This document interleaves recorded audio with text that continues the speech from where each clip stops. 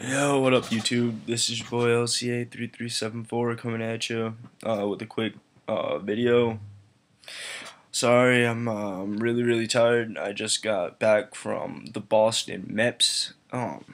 I took my oath of enlistment to the United States Marine Corps today. Yeah, to sum it all up, MEPS, you basically arrive if you're from out of town or anything. They set you up in a hotel. Me, I got set up at the Westin. It was like diagonal from the building. After me and my roommate, another kid from my my recruiting office, we got to be roommates.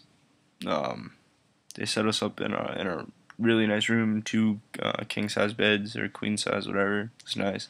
We had a flat screen TV, and they gave us a meal voucher for dinner. We got a free buffet for breakfast. Yeah, it was pretty nice. The night before, they tell you to go to sleep early at a decent time, because we had a 4:30 wake in the morning wake up call. And the process literally takes all day. They don't kid around when they say it's a lot of moving and sitting and moving and sitting and listening and sitting and writing and sitting. It's boring. Extremely boring, and it feels like forever. So yeah, let me start off by saying, when you first get there, you'll go in there with whatever recruiter drops you off or whatever. He brings you up, you sign in, they give you a quick little, lay of the law, some rules, whatever you want to call it. You're in the MEPS lounge of the hotel if you're staying at the hotel, and it's pretty nice. They have a whole bunch. Well, mine was, for the most part. It had a lot of flat screen TVs. They had movies for us to watch if we were bored or whatever. They had Xbox 360, no Call of Duty. Go figure, you're signing up for the military, but they don't have any war games. They had NCAA '08, basketball, football, hockey. They had a PlayStation 3. I didn't really check it out. They had a laptop, so if you wanted to go on Facebook or whatever for a little bit. Yeah. So me and my roommate, we went up there, we checked in, whatever, with our recruiter. He said his goodbyes.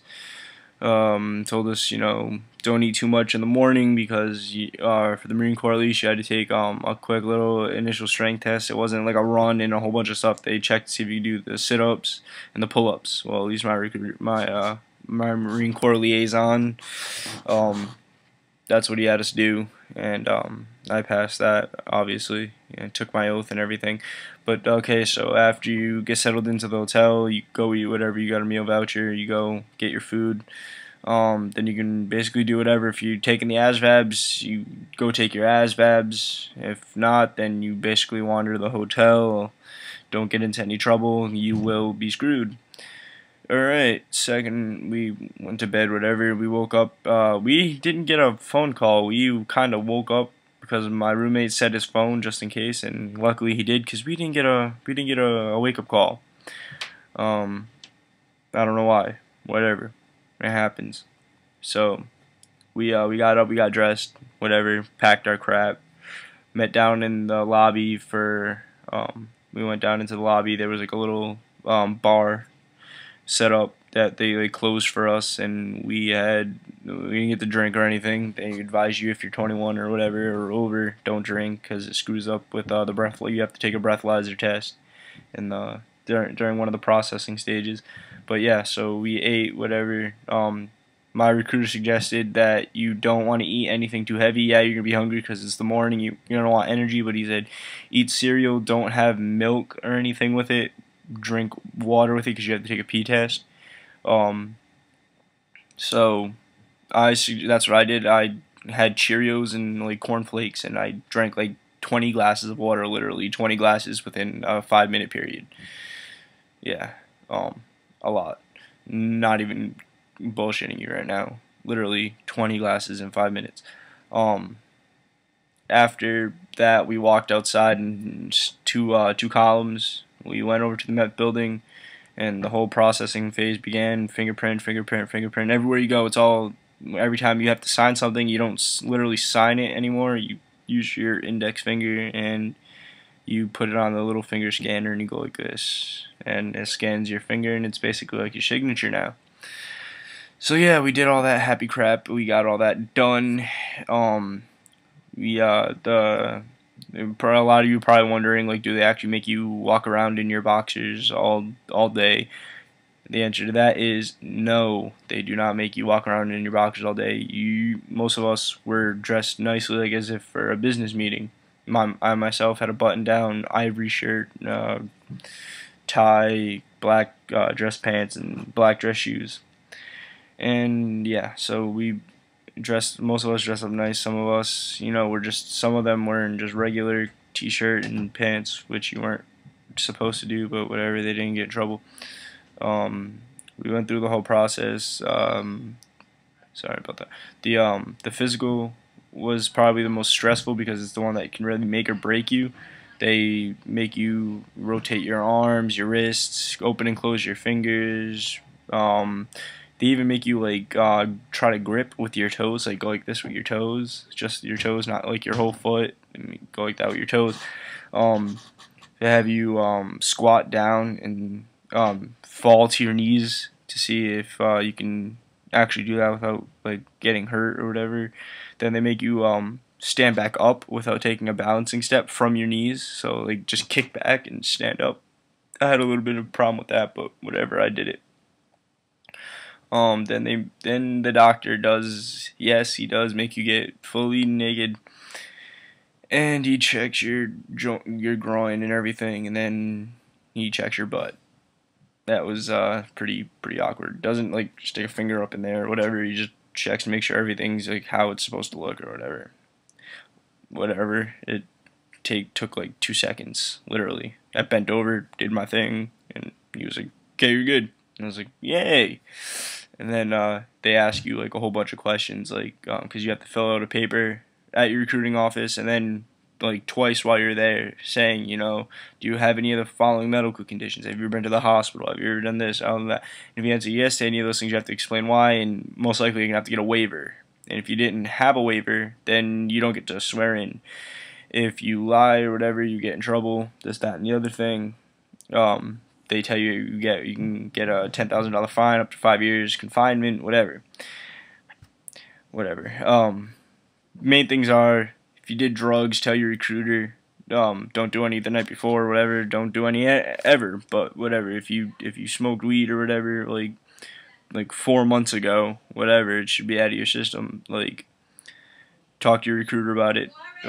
Whatever. Then once we got all the process and everything, we like I said, a lot of sitting and waiting. Follow this, like, you're not really following a person. You like go. They tell you to go on your own, and you gotta find your way. They tell you which directions and everything, but you're not really following a specific route. And then you meet with your service liaison or counselor, whatever your branch calls it. My Marine Corps liaison was pretty awesome.